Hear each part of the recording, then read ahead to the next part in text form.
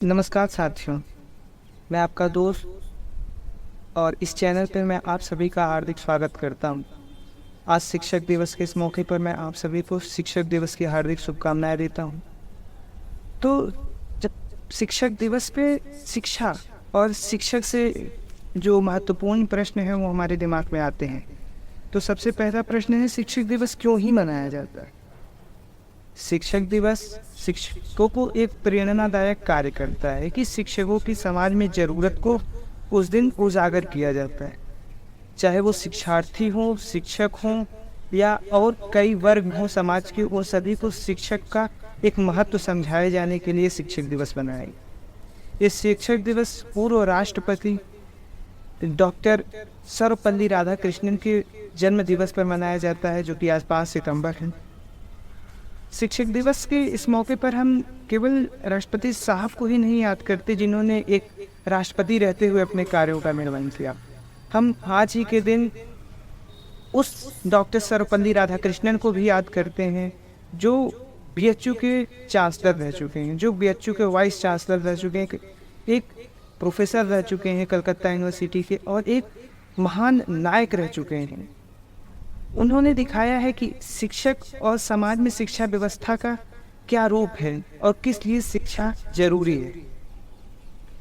आज के दौर में शिक्षक रहना एक छोटी बात नहीं है, शिक्षक रहना एक बहुत बड़ी बात हो गई है, क्योंकि जिस तरह से समाज परिवर्तित हो रहा है, जिस तरह से समाज में लोगों की भावनाएं बदल रहे हैं, इनटॉलरेंसी लोगों में बढ़ती जा रही है, एक शिक्षक रहना जो समाज के हर तबके से बात करता है, हर तबके को समझता है और समझाता है, वो उसकी रेलेवेंसी बनी रहनी एक बहुत बड़ा सवाल, क्योंकि शिक्षक एक भविष्य को बनाता। शिक्षक से एक आदर्श शिक्षक की बात करें। शिक्षक तो हमने बहुत देखे हैं, हम आज भी देख रहे हैं। प्रोफेसर्स हैं, हमारे लेक्चरर्स हैं, असिस्टेंट प्रोफेसर्स हैं, एसोसिएट प्रोफेसर हैं, स्कूलों में हमारे मास्टर साहब हैं जिन्हें हम आचार्य जी भी कहते हैं, वो सब शिक्षक। लेकिन शिक्षकों में भी कई वैरायटी है। एक वो शिक्षक होता है जो आदर्श शिक्षक कहलाने योग्य होता है, और कई वो शिक्षक होते हैं जो केवल खाना पूर्ति करते हैं एक शिक्षक होने की। तो आदर्श शिक्षक कौन है? आदर्श शिक्षक हर वो शिक्षक है जो समाज में अपनी बात को समझे, जो समाज में समझ रहा है कि शिक्षा का जो आदान व प्रदान है वो कितना महत्वपूर्ण है एक समाज को बदलने के लिए। एक समाज की सामाजिक स्थिति उस शिक्षक से डिपेंड करती है कि आज वो बच्चों को किस तरह की शिक्षा दे रहा है कि आगे आने वाला हमारा समाज किस प्रकार से बदलेगा। शिक्षक एक महत्वपूर्ण अंग है विकास का, चाहे वो भारत की बात हो, विश्व की बात हो, वैश्विक स्तर पे बात हो। आज मैं जिस यूनिवर्सिटी में पढ़ रहा हूँ, इलाहाबाद यूनिवर्सिटी को एक समय पे ऑक्सफोर्ड ऑफ द ईस्ट कहा जाता था, पूरब का ऑक्सफोर्ड कहा जाता था, क्योंकि उस समय यहाँ की रेलेवेंसी थी। है आज भी ये सेंट्रल यूनिवर्सिटी है, पर ये अपनी डिग्निटी खो चुका है। भारत की कोई भी यूनिवर्सिटीज वर्ल्ड की टॉप 200 की लिस्ट में नहीं है। हम विश्व गुरु बन रहे हैं। ये कॉन्ट्राडिक्टरी है कि हम विश्व गुरु हैं लेकिन हमारी एक भी शिक्षा संस्थान टॉप 200 में है ही नहीं पूरे विश्व। ये विश्व गुरु की हाल है। अच्छा, तो क्या शिक्षक का काम केवल ज्ञान ही देना है? नहीं, एक शिक्षक का कार्य है वो समाज में उस बच्चे के अंदर ज्ञान के साथ साथ कला का वर्णन करे, उसको उसकी राह को दिखाए कि उसके अंदर क्या टैलेंट है। टैलेंट खोजना बच्चे का कार्य है, लेकिन उस टैलेंट तक हाथ पकड़ के, जैसे श्री कृष्ण ने अर्जुन का हाथ पकड़कर उन्हें कुरुक्षेत्र की उस युद्ध के लिए बनाया था, उसी प्रकार से एक शिक्षक, एक गुरु हमें हमारा हाथ पकड़ के हमारे अंदर के उस टैलेंट को उजागर करता है हमारे सामने कि हमारे अंदर क्या काबिलियत है जिसके बूते हम इस मैदान में उतर रहे हैं, इस रणभूमि में उतर रहे हैं। हर बच्चे के अंदर उसकी अलग अलग काबिलियत होती है। किसी बच्चे के अंदर वो ब्यूरोक्रेट बनने की ताकत है, किसी के अंदर अच्छा बिजनेसमैन बनने की ताकत है, कोई पढ़ने में माहिर है, कोई रिसर्चर है। इसको उंगली पकड़ के एक शिक्षक ही बाहर निकालता है। शिक्षक एक बालक को शारीरिक रूप से, शैक्षणिक रूप से, मानसिक रूप से उसे विकास देता है। जिस तरह का विकास एक परिवार से मिलता है एक बच्चे को, जिस तरह का सपोर्ट एक घर से मिलता है जिसे मोरल सपोर्ट या मानसिक सपोर्ट कहते हैं, उसी प्रकार का सपोर्ट बल्कि उससे बढ़ करके हमारे शिक्षक हमें प्रदान करते हैं। जब हम किसी भी पीड़ा में होते हैं तो सबसे पहला मानसिक जो हमें एक स्थिति की हमारे संतुलन को कायम करता है वो हमारा शिक्षक है। जब भी शिक्षक से अपने मन की बात करो, आपके दिल की बात, हमेशा मन का बोझ हल्का होता है। लेकिन याद रखो, ये एक आदर्श शिक्षक के गुण हैं। क्या शिक्षक वही है जो शिक्षा दे रहा है?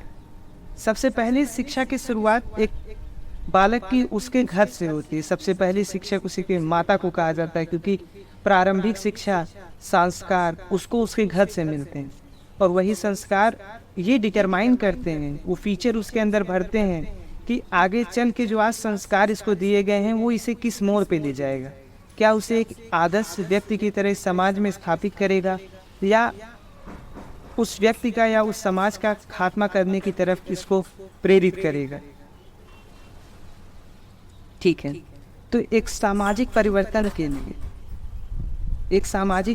के लिए और सतत विकास के लिए और समाज में हो रही असमानताओं को दूर करना, समाज में खुशहाली लाना और समाज की उन बुद्धियों को जो अभी नर्चर्ड फेज में हैं, जिनको अभी नर्सरी में कह सकते हैं, नर्सरी में, उनको जो राह दिखाता है वो शिक्षक है। शिक्षक ही उन्हें वो राह पे ले जाता है जो उनके बुद्धि को सुदृढ़ करता है और एक समाज में रहने योग्य बनाता है।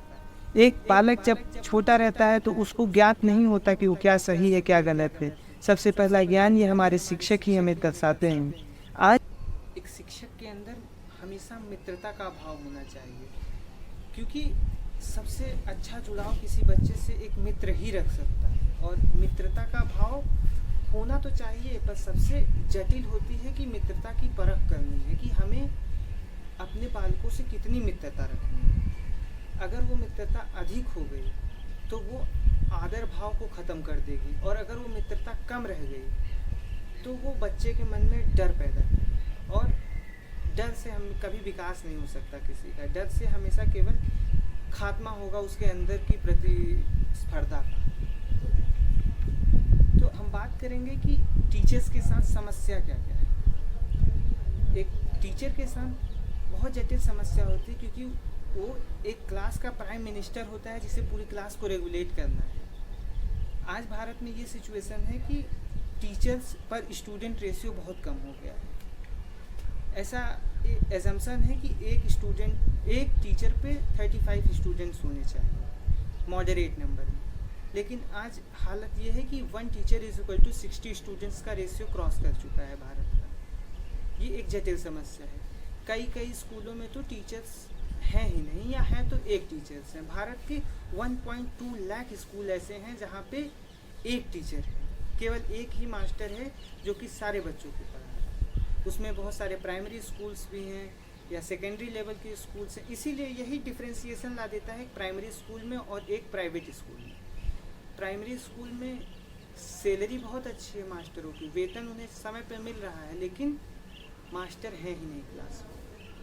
और प्राइवेट स्कूल की फ़ीस इतनी है कि एक गरीब आदमी पढ़ा नहीं सकता। इसीलिए जो गरीब आदमी है उसके बच्चे आज भी गरीब रह जा रहे हैं, क्योंकि उनके पास न रिसोर्सेस है प्राइवेट स्कूल में पढ़ाने के लिए, न सरकारी स्कूल में इस कदर सरकार उसमें देखभाल कर रही है कि बच्चे वहाँ पढ़ सकें।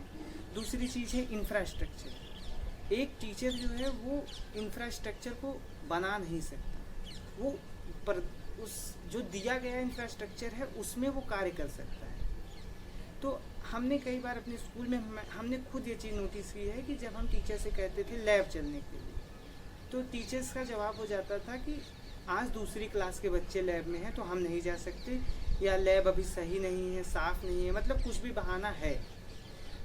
जब तक हम एक्सपेरिमेंटल नॉलेज नहीं लेंगे, एक बालक जब तक प्रैक्टिकल नॉलेज नहीं लेगा तब तक उसकी उस पढ़ाई से वो दृष्टिकोण ही नहीं डेवलप हो पाएगा जो कि डेवलप होना चाहिए, जो दृष्टिकोण पढ़ाई को लेके होना चाहिए। तीसरा है कि इनडिसिप्लिन्ड स्टूडेंट, ये सबसे बड़ी समस्या। अब हम कहाँ लैग कर रहे हैं, ये सबसे देखने वाली समस्या है। क्या हम जब संस्कार को अपने बच्चे के अंदर प्रदान कर रहे हैं at initial phase 0 to 6 years वाले में, जब घर पे मिल रहा है, क्या हम वहीं पे लैग कर जा रहे हैं एक बच्चे के अंदर वो डिसिप्लिन डालने में, या ये हमारे स्कूल लेवल पे हो रहा है 6 to 12 में कि हम डेवलप नहीं कर पा रहे हैं वो डिसिप्लिन का। आज स्कूल में डिसिप्लिन की ये हालत है कि टीचर बच्चों से डर रहा है। 10-12 के बच्चे जो एग्रेसिव ब्लड माना जाता है उनसे डरते हैं कि टीचर्स अगर उन्हें डांटते हैं तो उनका जवाब होता है कि हम बाहर आपको मिलेंगे। वो गुरु और वो शिष्य का वो जो रिस्पेक्ट होता है वो ख़त्म ही हो चुका है।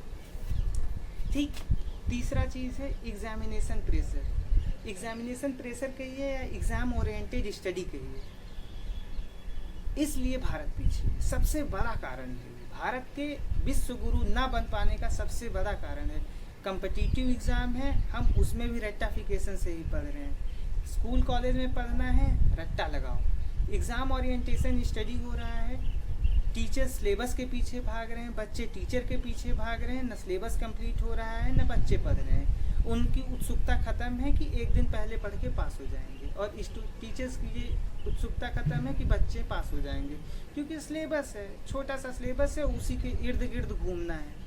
वहाँ प्रैक्टिकल नॉलेज का कोई सवाल ही नहीं है, कोई अस्तित्व ही नहीं उठता। इस वजह से भारत सबसे पीछे रह गया है। रट्टाफिकेशन, इसको बदलना है। हमने नई शिक्षा नीति अपनाई है, लेकिन नई शिक्षा नीति केवल नाम है, NEP new education policy. Change कुछ नहीं है, धरातल पे जीरो इम्प्लीमेंटेशन, जीरो। NEP के थ्रू भी पढ़ोगे जीरो इम्प्लीमेंटेशन है, ओल्डर्स के थ्रू पढ़ोगे जीरो इम्प्लीमेंटेशन है। कहाँ ख़त्म हुई है मैकाले पद्धति? आज भी तो मैकाले वे ऑफ स्कूल चल ही रहा है।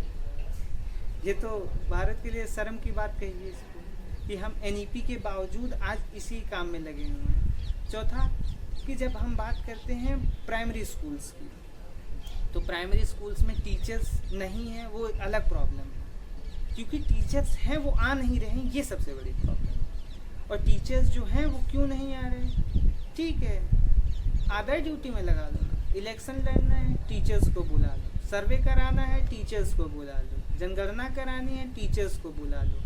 पढ़ाएंगे कब? मेन वर्क उनका ये अदर एडमिनिस्ट्रेटिव काम करने का नहीं है, उनका मेन वर्क पढ़ाना है ना। वहाँ स्कूल पे क्या लिखा रहता है? शिक्षार्थी आए सेवार्थी जाएं। यहाँ शिक्षार्थी आ रहे हैं, मिड डे मील खा रहे हैं, चले जा रहे हैं, क्योंकि टीचर तो लगा हुआ है सर्वे में। कहीं बिहार के पूर्णिया में सर्वे कर रहा है, कहीं भागलपुर में सर्वे कर रहा है, कहीं सुल्तानपुर लखनऊ वो सर्वे में लगा हुआ है, वो रिपोर्ट पहुंचाने में लगा हुआ है लखनऊ, पटना, दिल्ली। और बच्चे मिड डे मील पे लगे हुए हैं, खाओ मिड डे मील चलो घर, खाओ मिड डे मील चलो घर। तो शिक्षकों की इन समस्याओं को समझो। और शिक्षकों को लगता है उनका वेतन कम है भी, कम है भी।